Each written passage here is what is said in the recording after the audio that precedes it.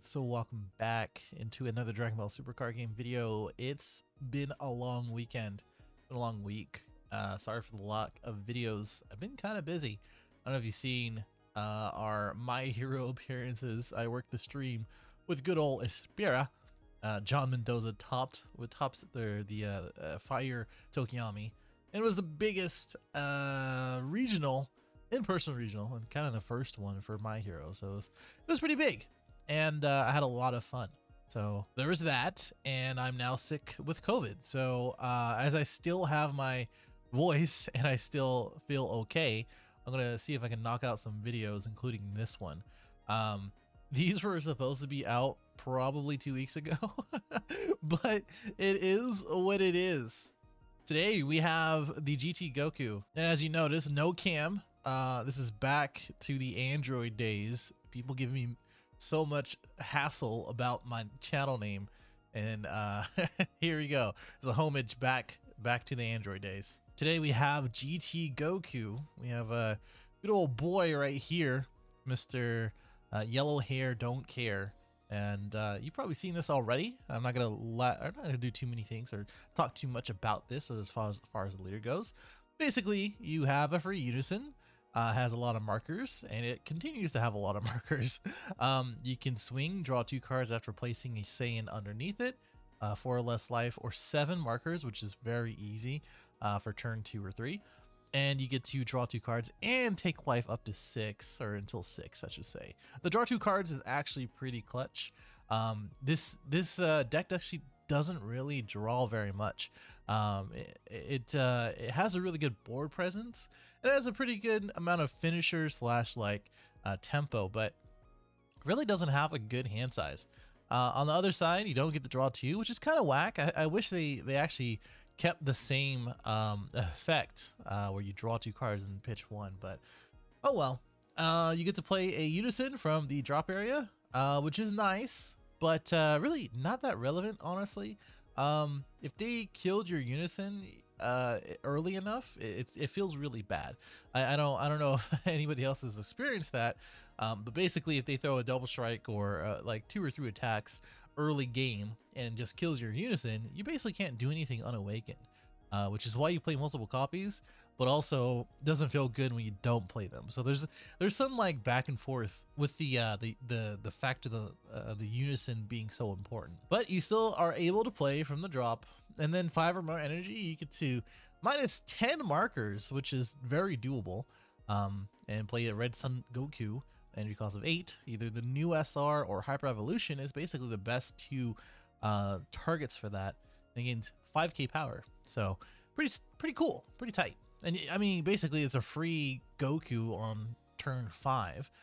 It gains 5k power. You use combination to you'll see. Anyway, here's some support. We have the unison itself. It can attack. It has in power 10, which is funny. I think the thing about this, and the shitty thing about this, is that the fact that you're playing everything underneath the unison, but as soon as you use the empower, as in playing another one, you're going to be placing this into the drop, and effectively everything else that you played underneath it, or putting it underneath it, into the drop as well. So that's pretty stupid, honestly. But when you do play this with 4 more markers, which is very easy, you get to give something 5k, your leader card or a battle card for the turn. Basically, you gain markers through placing Saiyans, red Saiyans underneath it, or actually any Saiyan, I forgot. It's any Saiyan, which is pretty interesting to see. You draw a card, and then you get a marker for each card underneath the card, so up to 3. There are a good amount of cards that actually add markers and just help the unison throughout. So like turn 2, you can have good 7 to 10 markers pretty easily. It's just at the mercy of your hand, and as well as just making sure that you actually have it in your hand. The things that you do play underneath, or put underneath and you play, it's a really interesting mechanic because, again, you have an activate main paying 1 energy, and this is pretty familiar when we're talking about battle cards, because U7 Goku basically has the same thing, just that U7 Goku is a lot more strong than all of these cards put together. But they do have, you know, similar effects, where this guy is a basically minus 10k that has barrier, and as soon as you swing with it, then it's in rest mode, and it actually can't attack your unison, which is very, very good.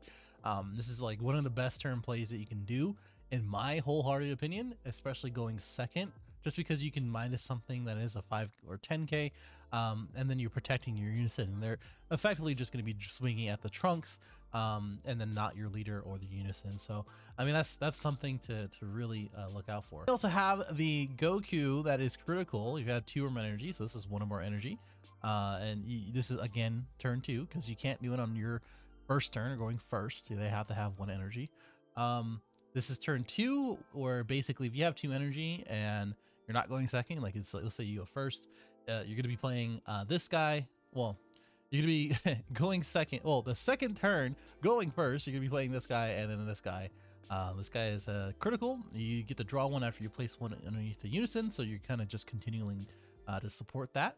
And then we also have the 4-drop, where you have 3 or more energy. You get to play it from the unison as well.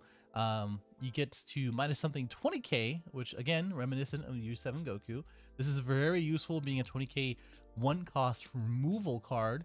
And then when you swing, you get to place a Saiyan from your hand or drop area into the chosen card. Since it is drop area, pretty cool that you can just combo something previously and then just use it to add it underneath the card.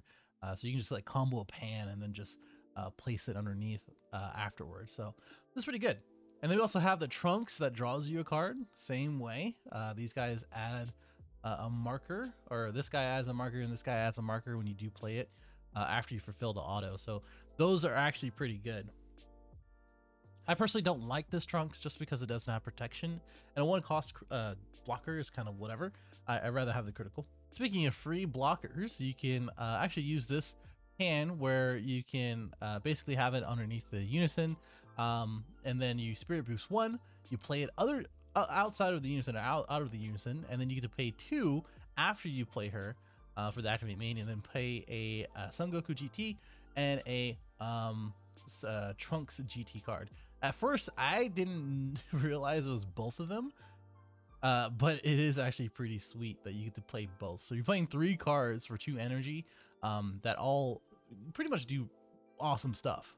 So these guys are the best targets for that. And then there's also the determined Son Goku that you can evolve over for triple flash if you have 4 or less life. They also have the big boy as deflect, 3 costs, basically 4 energy or more. And then basically the spirit boost 3 is that you gain triple attack and you minus 30k everything without barrier, basically. And then if this is in your hand, you get to place it underneath the unison and then add a marker to the card. So again, supporting the unison and looking pretty good. I think this is gonna be a pretty important card because it's not leader restricted. You might see like Bulma builds or other like red builds that are playing this card, or really anything else, and you get to play it underneath it. So yeah. Also, this says under a unison card, play it underneath the unison card. So you can basically just have a 10k power like the baby or whatever, and then just play it afterwards. So again, really correct card, really awesome. It sucks that you have to do Spirit Boost 3, but I mean, it's really just not a problem in this deck. Okay, we have some searchers and some filterers. Any filterers in the chat? We have Son Goku Adventure Advent.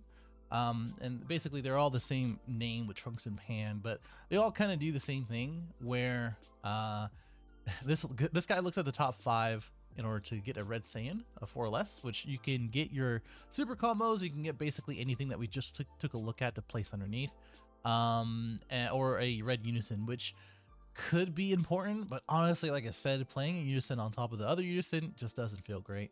And then you get to add a marker after you play it, and you place it underneath. This guy draws you a card, and then this chick has barrier, which is cool, I guess.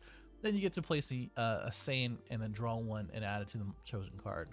I'd rather play the setting forth of space. People don't really use this in lists nowadays, and I'm kind of leaning towards that too. But honestly, being able to draw 1 and add a marker just for no reason for 1 energy, and then just place literally any red Saiyan in your deck underneath the chosen card or the unison, that is just awesome to me. So I personally think this is really good. It basically just says like, hey, I'm gonna just get what I need and then also draw a card to replace itself. So yeah, this deck, it kind of introduced a lot of older support that I've mentioned before. But one thing, as far as support, Yamcha is live basically turn 1.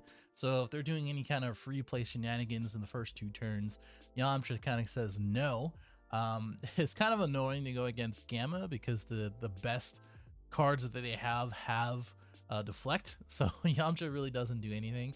But it is nice to have a 15k body for free, and also minus 2 things 15k. But the real cool thing that the title says is that I really just want to play for triple flash, and the whole point of this deck, to me at least in my version, is to play triple flash and just swing for game. This guy, if you don't know, came out in set 4 where you evolve for 1, it has deflect, you draw 2 cards, and if it's 40k or more, they can't activate counters in this battle. So basically what happens is that you could effectively use the turn 5 leader effect minus the spirit boost 10, play out the 8-drop, swing 2 times, evolve on top, and then use a combination attack pan to carry over the 5k and then 10k, and then just swinging for 40k afterwards. That is like the perfect scenario. Does it happen all the time? Not necessarily, but it is something to consider. Then we also have Broken Limits. I don't particularly think this is a good card, or the other Evolve 1, because you have to pitch a card and it doesn't have deflect or any protection. And it also has kind of a weird ability. Basically, like, you have to swing with other cards in order to get the boost, but it also can swing itself. It just doesn't have dual attack like the other one. But I think this is cool because if you look on the red GT Goku that you play underneath, it is a 4 or more, so you can just evolve on top of that 20k for 1, so 1 energy to play it, 1 energy to play this, and then 1 energy to play triple flash. So effectively you can just do it, you know, turn 3. Is it that great? Not really. Speaking of things not great and not really worth playing, but it's cool, chain attack and as well as determine Super Saiyan Son Goku. Basically, because you have a barrier 1 cost Trunks, turn 2 you can play out like the pan, or you can play out the Determines, or you can play out the other 15ks, or really chain attack Zeno, which I don't know if it's like worth in this deck, because the deck already struggles with like having a hand. But I think you can save your awakening after a chain attack Zeno, and then you can just go from there and just awaken, because then if you're at 8 life, you're drawing 4 to awaken. So there you go. Also have different status. People kind of controversial, but honestly a very fair card for what it is. You minus 5k something, any other cards, and then minus 5k per the spirit boost that you pay for. So you could have 10 markers or 11 markers or something and pay 10 markers and then minus something that much and go into the negative. So it is a really strong card. I only play 2 in this list. I don't think you need more than 2. It just really comes up. I think it's also not worth losing a lot of markers to make your unison vulnerable either. It just really is situational. And then Resolve Renewed is really good in this deck because it is a Saiyan. And then turn 3, basically you're gonna be, or turn 3 or 4, you're gonna be trying to do a triple flash. And the only thing that really gets around triple flash in a really effective way is the Frieza counterplay, and this gets around that. So they counterplay, you resolve renewed, and then they can't counterplay after that, and then they kind of scoop it up. GG, you know. All right, here's my list. Those who skipped to it, there you go. It's kind of similar to other lists, but not really. But the thing is for most lists, they kind of build themselves. Like these cards up here are going to be the same cards, including difference in status, and then you have to have the decision made for you if you want to use triple flash and combination attack pan and things like that. I've added testing the op, violent rays, and active image technique because this sort of like choice along with Wolfang and difference of status, it just makes red so defensively good, right? And the idea with intensifying power Trunks is that people just really do not swing at your leader, even if you're at 6 life. They just want to set up everything in their mama to not swing at your leader. They're swinging at your battle cards, they're swinging at your unison. And the thing that I like is that you can just use intensifying power Trunks, to swing once and then testing the op afterwards to go to 4. So that way your super combos are live and you don't have to really worry about that anymore. Is that the best play? Is it consistent? In my testing, yes. I think it is. I think it's good enough. And most of the time, if you don't need the intensifier power trunks, you can just put it on the unison and then draw your card. It's not that big of a deal. The secret rare choice is just the hyper evolution. It's one of my favorite unisons ever in the game, outside of Perfect Force Cell and a couple other unisons. Secret rares in the game, other than Perfect Force Cell being an SPR and just like a finisher type thing. But it is one of my favorite cards. Let's just put it that way. And that's why I included in this. You can play it for free on turn 5. I recommend to use the Vegeta Secret Rare just because it is just such a good game ender. And like in most situations, it's going to be better than this pretty much all the time. Sequencing goes, turn 1 is pretty self-explanatory. You play the Trunks to protect your unison. You can play the Goku to look at the top 5. You can use Set as Force to Space to draw a card and as well as play something under the unison. And then your unison gets some markers afterwards, 2 markers that is. And then we also have turn 2 where we're kind of doing the same thing, but a critical boy here is always going to be really effective. As well as drawing your card. And then we also have the 20k minus boy, the 8 cost coming down turn 4, and then triple flash right after. Pretty simple. I think give it a shot. It's a really fun deck. Is it going to be topping? Probably not anytime soon. I think the deck is pretty linear. It goes in hard most of the time, and if they have an answer for the linear plays that you might have, then it's kind of hard to get around. But I will say that like the battle card red deck of choice right now is U7 Goku, and this is definitely not going to replace it. But with the last couple top 16s that we've seen so far with set 17, I don't really see GT Goku in there, so kind of whack. Also, Finn is also a thing, winning, I think, Texas, I believe, the last Texas event. So I mean, that's also annoying. It's you can't really play against or not play against Finn. That's also annoying, and you can't really play around Finn because they're just gonna steal your unison and then negate its skills for the game, which is just stupid. But I believe there's a couple cards like Vegeta Resolved that can kind of get around that. So let me know what you think in the comments below. Sorry that it's late. I will try my best to get more videos out, and I'll see you in the next one.